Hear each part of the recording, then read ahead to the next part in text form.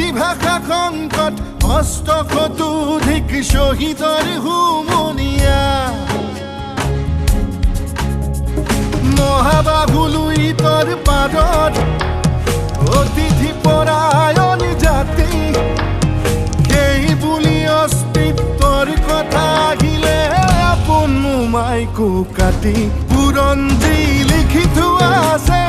পঢ়ি লোৱা ভাল